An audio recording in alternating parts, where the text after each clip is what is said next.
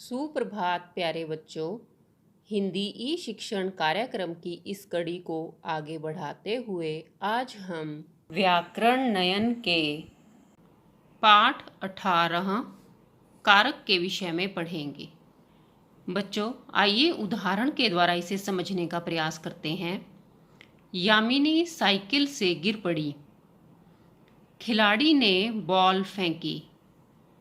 रजत रिया को पढ़ा रहा है। शरद का भाई चला गया। ऊपर दिए गए वाक्यों में यामिनी साइकिल संज्ञा शब्द हैं और गिर पड़ी क्रिया है। खिलाड़ी बॉल संज्ञा है और फेंकी क्रिया शब्द है। इसी तरह रजत रिया संज्ञा शब्द हैं और पढ़ा रहा है क्रिया है। शरद और भाई संज्ञा शब्द हैं, चला गया क्रिया शब्द है। ऊपर इन सभी वाक्यों में देखिए से, ने, को, का इन चिन्हों का प्रयोग किया गया है। ये सभी चिन्ह संज्ञा शब्दों का संबंध क्रिया के साथ जोड़ रहे हैं। ये कारक होते हैं। इन्हें कारक चिन्ह कहते हैं। इन्हें विभक्ति या परसर्ग भी कहते हैं। तो बच्चों, कारक किसे कहते हैं?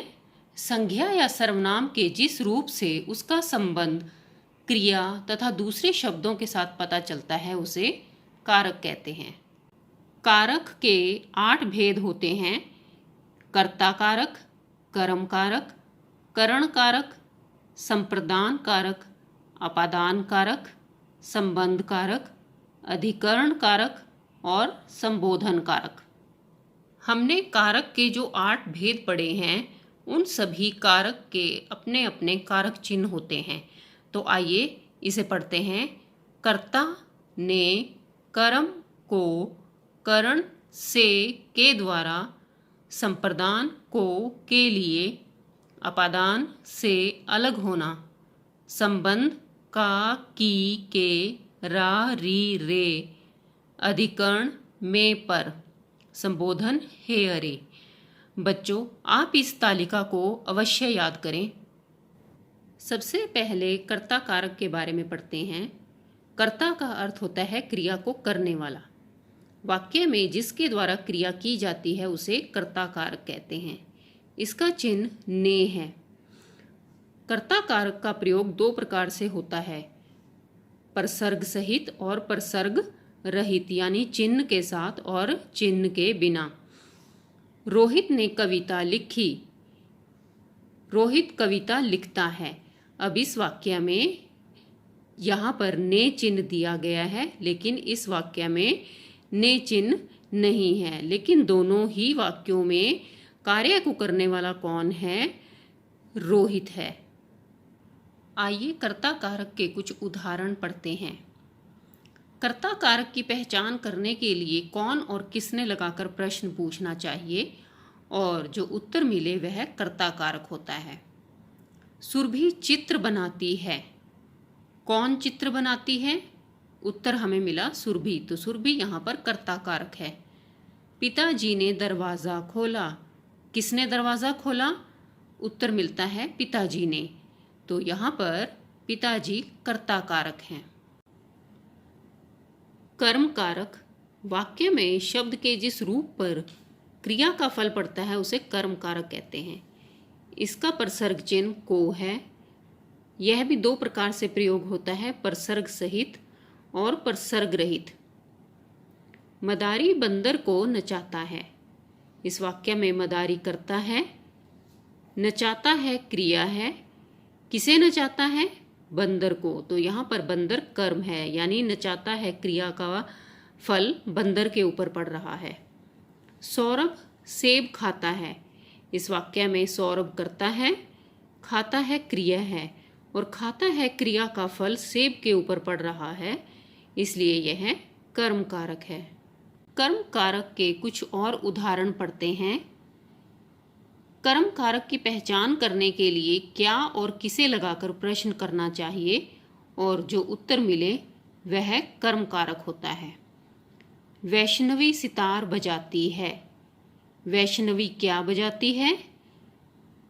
उत्तर है सितार, तो यहाँ पर सितार कर्म कारक है। अध्यापक ने छात्र को बुलाया। अध्यापक ने किसे बुलाया? उत्तर है छात्र को। तो यहाँ पर छात्र कर्म कारक है। करण कारक, करण का अर्थ होता है साधन। कर्ता जिस साधन या माध्यम से कार्य को करता है उसे करण कारक कहते हैं। इसकी विभक्ति से और के द्वारा है।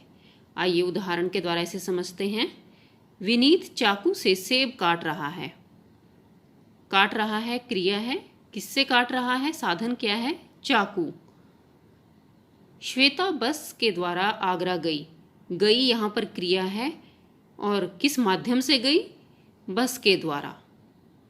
आइए करण कारक के कुछ और उदाहरण पढ़ते हैं। करण कारक की पहचान करने के लिए किससे और किसके द्वारा लगाकर प्रश्न पूछना चाहिए और जो उत्तर मिले वह करण कारक होता है। नेहा गेंद से खेलती है। नेहा किससे खेलती है? गेंद से। तो यहाँ पर गेंद से करण कारक है। पल्लवी साइकिल द्वारा विद्यालय जाती है। पल्लवी किसके द्वारा विद्यालय जाती है? उत्तर मिलता है साइकिल द्वारा। तो यहाँ पर साइकिल द्वारा करण कारक है। संप्रदान कारक। संप्रदान का अर्थ होता है प्रदान करना। जब वाक्य में कर्ता किसी को कुछ देता है या किसी के लिए कार्य करता है उसे संप्रदान कारक कहते हैं और इसका परसर्ग को और के लिए है। आइए उदाहरण के द्वारा इसे समझते हैं। श्रेया ने भिखारी को केला दिया। श्रेया ने किसको केला दिया? भिखारी को। तो यहाँ पर देने का भाव है। रोहित दादाजी के लिए जूते लाया। रोहित किसके लिए जूते लाया? दादाजी के लिए। तो यहाँ किसी अन्य के लिए कार्य करने का भाव है, इसलिए ये संप्रदान कारक है। आइए संप्रदान कारक के कुछ और उदाहरण पढ़ते हैं। संप्रदान कारक की पहचान करने के लिए किसको और किसके लिए लगाकर प्रश्न पूछना चाहिए और जो उत्तर मिले वह संप्रदान कारक होता है। डॉक्टर ने रोगी को दवा दी। डॉक्टर ने किसको दवा दी? रोगी को। तो यहाँ पर रोगी को संप्रदान कारक है। राहुल टीना के लिए गुड़िया लाया। राहुल किसके लिए गुड़िया लाया? उत्तर है टीना के लिए।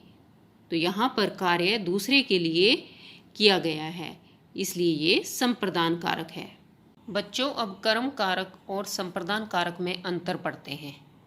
कर्म कारक और संप्रदान कारक दोनों का चिन्ह को होता है, परंतु कर्म कारक में क्रिया का फल कर्म पर पड़ता है जबकि संप्रदान कारक में देने का भाव मुख्य होता है। आइए उदाहरण के द्वारा इसे समझते हैं। अध्यापक ने छात्र को बुलाया। यहाँ पर बुलाया क्रिया है और क्रिया का फल किस पर पड़ रहा है? छात्र पर। तो यह कर्म कारक का उदाहरण है। अध्यापक ने छात्र को पुस्तक दी। यहाँ दी क्रिया है और यहाँ पुस्तक देने का भाव पता चलता है, इसलिए यह संप्रदान कारक है। अपादान कारक। संज्ञा या सर्वनाम के जिस रूप से अलग होने का भाव प्रकट होता है उसे अपादान कारक कहते हैं और इसका परसर्ग चिन्ह से है। इसमें अलग होने, डरने, तुलना करने आदि का भाव पता चलता है। आइए उदाहरण के द्वारा इसे समझते हैं। बच्चा साइकिल से गिर पड़ा। यहाँ देखिए साइकिल से अलग होने का भाव पता चल रहा है। रिया बिल्ली से डर गई। इस वाक्य में डरने का भाव पता चल रहा है। अमित सुमित से मोटा है। इस वाक्य में तुलना करने का भाव पता चल रहा है। आइए अपादान कारक के कुछ और उदाहरण पढ़ते हैं। बच्चों अपादान कारक की पहचान करने के लिए कहाँ से, किससे लगाकर प्रश्न पूछना चाहिए और जो उत्तर मिले वह अपादान कारक होता है। जैसे बिल्ली छत से कूद गई। बिल्ली कहाँ से कूद गई? उत्तर मिलता है छत से। तो यह अपादान कारक है। स्वाति गुरु जी से नृत्य सीख रही है। स्वाति किससे नृत्य सीख रही है? गुरु जी से। तो यह अपादान कारक है। बच्चों अब करण कारक और अपादान कारक में अंतर जान लेते हैं। करण कारक और अपादान कारक दोनों में से चिन्ह का प्रयोग किया जाता है, परंतु करण कारक में से चिन्ह का प्रयोग साधन के अर्थ के लिए किया जाता है, जबकि अपादान कारक में इसका प्रयोग अलग होने, तुलना करने, डरने आदि के भाव के लिए किया जाता है। आइए उदाहरण के द्वारा इसे समझते हैं। पिताजी ने पेन से हस्ताक्षर किए। यहाँ पर पेन साधन के अर्थ में प्रयोग किया गया है, इसलिए यह करण कारक है। नदी पहाड़ से निकलती है। इस वाक्य में नदी के पहाड़ से अलग होने का भाव पता चल रहा है, इसलिए यह अपादान कारक का उदाहरण है। संबंध कारक संज्ञा या सर्वनाम के जिस रूप से किसी व्यक्ति या वस्तु का दूसरे व्यक्ति या वस्तु के साथ संबंध पता चले उसे संबंध कारक कहते हैं। इसके विभक्ति चिन्ह हैं का, की, के, रा, री, रे।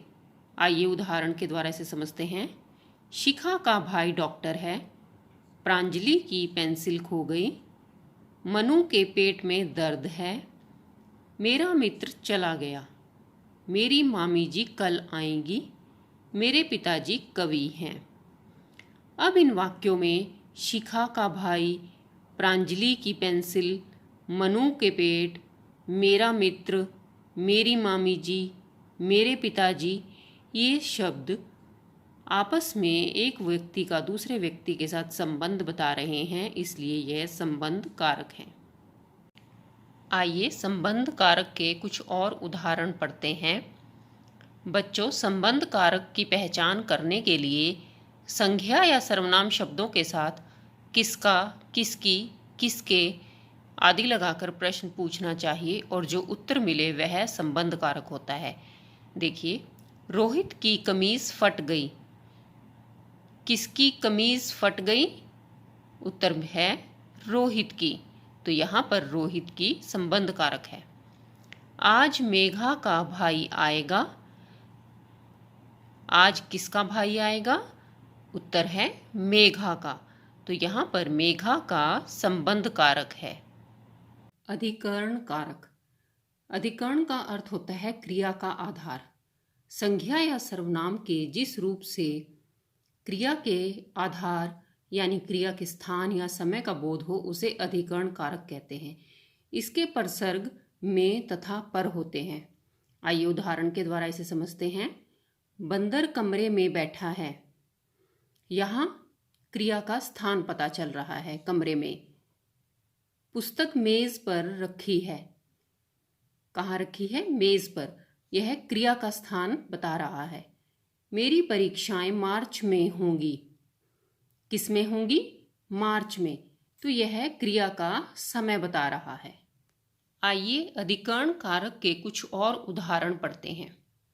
बच्चों, अधिकरण कारक की पहचान करने के लिए इसमें क्रिया के साथ कहाँ, किस में और किस पर लगाकर प्रश्न पूछा जाता है और जो उत्तर मिले वह अधिकरण कारक होता है। जैसे बंदर छत पर कूद रहा है। बंदर कहाँ कूद रहा है? छत पर। या फिर बंदर किस पर कूद रहा है? छत पर, तो यह क्रिया के स्थान के बारे में बता रहा है। गिटार अलमारी में है। गिटार कहाँ है? अलमारी में। गिटार किस में है? अलमारी में, तो यह क्रिया के स्थान के बारे में बोध करवा रहा है, इसलिए ये अधिकरण कारक हैं। संबोधन कारक। संज्ञा के जिस रूप का प्रयोग किसी को बुलाने या संबोधित करने के लिए किया जाता है उसे संबोधन कारक कहते हैं। इसके परसर्ग हैं हे, अरे आदि। बच्चों, संबोधन कारक का संबंध वाक्य की क्रिया से नहीं होता। इसमें संज्ञा शब्दों के बाद संबोधन चिन्ह लगाया जाता है। आइए उदाहरण के द्वारा से समझते हैं। अरे दीदी, आप कब आई? हे ईश्वर, कृपा करो। इस वाक्य में दीदी को संबोधित किया गया है और इस वाक्य में ईश्वर को संबोधित किया गया है। आइए संबोधन कारक के कुछ और उदाहरण पढ़ते हैं। हे भगवान, बहुत बुरा हुआ। इस वाक्य में भगवान को संबोधित किया गया है। अरे भाई, तुम अब तक कहाँ थे? इस वाक्य में भाई को संबोधित किया गया है। बच्चों, हमने इस पाठ में पढ़ा कि संज्ञा या सर्वनाम के जिस रूप से उसका संबंध क्रिया तथा दूसरे शब्दों के साथ पता चलता है उसे कारक कहते हैं। कारक के 8 भेद होते हैं: कर्ता कारक, कर्म कारक, करण कारक, संप्रदान कारक, अपादान कारक, संबंध कारक, अधिकरण कारक और संबोधन कारक। सभी कारक के अलग अलग कारक चिन्ह होते हैं। आशा है बच्चों, इस वीडियो के द्वारा आपको पाठ अच्छे से समझ आया होगा। पाठ संबंधित गहन जानकारी प्राप्त करने के लिए आप स्वयं पाठ को पढ़ें व कारक चिन्हों को अवश्य याद करें।